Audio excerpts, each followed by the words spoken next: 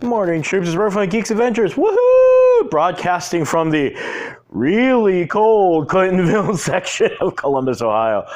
All right, not really that cold. It's not like Minnesota cold or Siberia cold, but it's November. Hey, guess what? Fall, duh. Well, fall for now in typical Ohio Midwestern fashion. So, the final trailer for The Mandalorian dropped, and everyone waits in anticipation to see how it goes on Disney Plus when it broadcasts, I think November 12th. And as Netflix goes, oh boy, how many subscribers did we lose? Trailer looks really, really good. So, we've got this new character, a whole new section of the universe to explore in that classic legendary armor. So I thought, hey, let's talk about the guy who started it all. Boba Fett, in particular, an old story from him from back in the day. Twin Engines of Destruction. Woo! I mean, we remember, right? Back in the day, Boba Fett. The ironic thing is the character actual screen time is what? Maybe 15 minutes, including the kind of extended scene in A New Hope. One of the few things... No, the only good thing to come from the Star Wars Christmas special, if memory serves. It's funny. I mean, the guy doesn't do anything. I mean, seriously, on screen, think about it. And shows up in the cartoon, and then he shows up for a little bit in the extended scene, just kind of standing there looking all threatening, blah, blah, blah, blah, blah. Empire Strikes Back, he actually says a couple lines, also looking all threatening and blah, blah, blah, blah, blah, blah, blah. And then dies the most pathetic, stupid death in movie history as he gets punked over the pit of Carkoon in Return of the Jedi. But it's funny how, I mean, technically, really? This is Boba Fett? And then a sign of the power, not just of the Force and George Lucas, the power of the Star Wars universe. The fact that, well, all this is happening on screen, off screen, a plethora of short stories, novels, comic books, turn Boba Fett into the most badass bounty hunter ever known this side of the guys from Magnificent Seven. I mean, who'd have thought?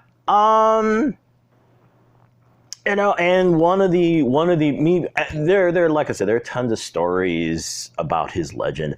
Me personally, my favorite though is this one, this really kind of off the wall bit that was published. It originally, I believe, if memory serves, it published as a bunch of short stories in the Star Wars Galaxy magazine way back in the day.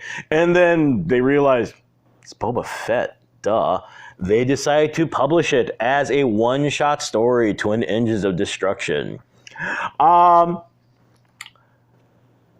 We're introduced earlier, I guess, in some months previous to this, to Jodo Kast. He's the umpteenth bounty hunter.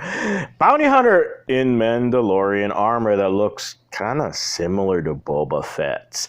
And right now you're going, oh no, he does not. He's an idiot. The legend of, actually it's interesting, so much high tech, but you don't have Google to go, oh, there's the one dude, looks kind of similar. Here's Boba Fett. Look kind of different. Okay.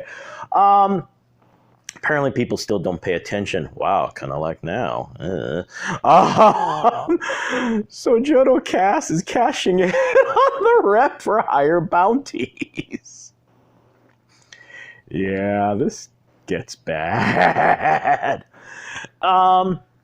Now, this is pre-Disney buyout, so and how canon all this stuff is, who knows? But anyway, it's still a fun story. So Boba Fett and Dangar, well, people talk, yada yada yada, and while Dangar is off on a hunt and actually almost gets a bounty, Jodo Cash shows up and actually kind of poaches it from him. And at first, Dangar's like, "Oh, Boba, why are you pulling a gun on me?" "Oh, you're that guy." And that's what Joda Cass is like, "Yeah." And Dangar's like, he's trying to give him a break on, "Dude, are you serious about this?" And Cass goes, "Not my fault." And in one of the great lines, in fiction in general, I mean, this is paraphrased, but Dangar warns him, "The way you stay alive in this business is by being smart. Pretending you're Boba Fett ain't smart." So naturally, Dangar sends a text, "Hey, Boba Fett, guess who I ran into?"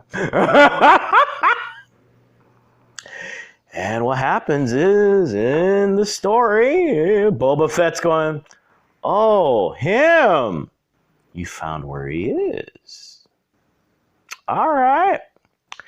So a trap is laid on Jodo Cass to teach him a lesson that, you know what? Some things you don't mess with. Sometimes poking the bear is a bad idea. Especially when the bear is one of the few characters that could actually stand up to Darth Vader.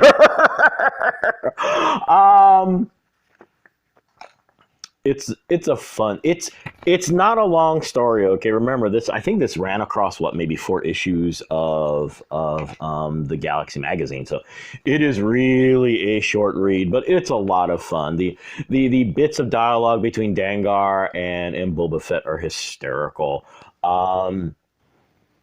The fact too that Jodo Cass is this cocky to pull this stunt, and the trap that Boba Fett sets up for him is wonderful to watch. And it's classic Boba Fett. There is no flashy anything. Simple, to the point, efficient, and basically, I imagine at this point a warning to every bounty hunter: never forget who the best one is. Finding this online, actually, I did a quick peek, quick eBay peek. Now, unfortunately, this is, you're talking secondary market, but the good news is that it's not like $400 secondary market. I saw it for like under $20.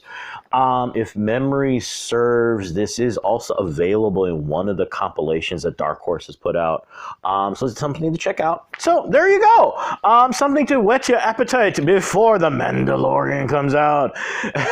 And a reminder that never cross someone in Mandalorian battle armor. Ever.